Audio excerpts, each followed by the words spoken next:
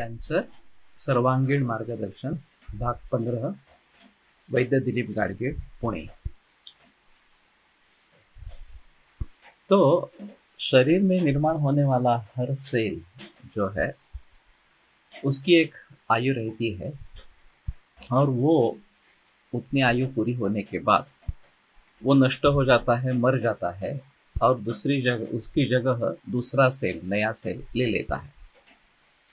तो इस प्रकार का एक चक्र जन्म से लेकर मृत्यु तक चलता रहता है। कैंसर के बारे में बताते हैं कि एबनॉर्मल म्यूटेशन होने के कारण एक एबनॉर्मल सेल बन जाती है और वो अपनी मृत्यु को भूल जाती है। एक निश्चित समय के बाद उसकी मृत्यु होनी है, ये वहां नहीं होता और फिर वो दूसरे उसी प्रकार के सेल्स को निर्माण करती रहती है और इसलिए कैंसर बढ़ जाता है। और जब तक ये बहुत सारा जगह व्याप्त नहीं करती, तो बहुत सारे जगह पे फैल नहीं जाती, तब तक उसके बारे में कुछ पता नहीं चलता है।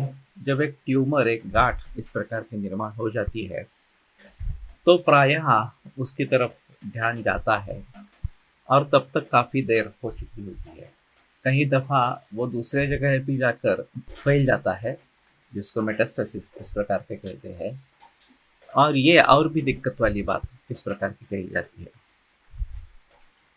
तो हमें चाहिए ऐसे कि प्रशस्त धातुओं का, प्रशस्त तेल का ही निर्माण हो। और क्षीरघृताभ्यास और रसायनानाम इस सूत्र के मुताबिक जब हम केवल दूध पे ही रहेंगे तो उसमें से जो धातु निर्माण होंगे वो प्रशस्त धातु इसी प्रकार के निर्माण होंगे। उसमें इस एबनॉर्मल सेल की निर्मिति के लिए कोई स्थान नहीं रहेगा। तो धीरे धीरे वो भूखे रहते जाएंगे और फिर उनकी मृत्यु हो जाएगी, जो कैंसर में होती नहीं है। और उनकी मृत्यु होने के बाद जो अच्छा सेल है, प्राकृतिक सेल है या नेचुरल है, वो उसकी जगह ले लेगा।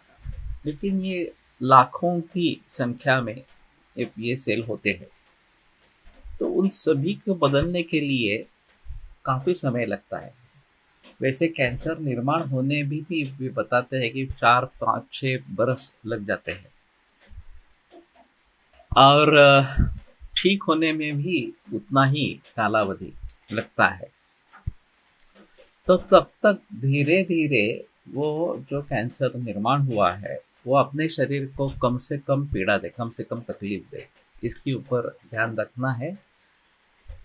और कैंसर सेल के निर्माण के लिए कोई सहायता न मिले, उनका अन्न उन्हें न मिले, इस प्रकार से देखना है। तो जब हम केवल दूध या केवल नैसर्गिक आहार इस प्रकार का सेवन करते हैं तो धीरे धीरे ये कैंसर सेल की मृत्यु जो नहीं हो रही है वो मृत्यु आरंभ होती है और उसकी जगह नए सेल्स ले लेते हैं और कैंसर कम होता जाता है। नानक जी का भी एक अनुभव था, वैद्य बापू नानक, कि लीवर या गॉल ब्लैडर का कैंसर का केस था। सोनोग्राफी में ट्यूमर स्पष्ट रूप से दिखाई दे रहा था और सोनोग्राफी के आधार पर डॉक्टर ने बताया कि ये कैंसर है इस प्रकार से। और फिर उन्होंने बायोप्सी, एफएनएसी कुछ भी नहीं करवाई थी और वो केवल नानक सर की ट्रीटमेंट लेता रहा और धीरे धीरे वो रिग्रेस होने लगा और 5 बरस के बाद सोनोग्राफी में कुछ भी नहीं इस प्रकार का पता चला। उसके बाद भी वो 6 महीने बाद सोनोग्राफी करता रहा, लेकिन कहीं पे एक कैंसर का नामो निशाना नहीं था।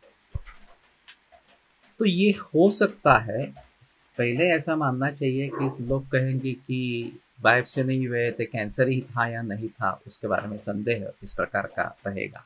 उसके बारे में आगे बात करेंगे।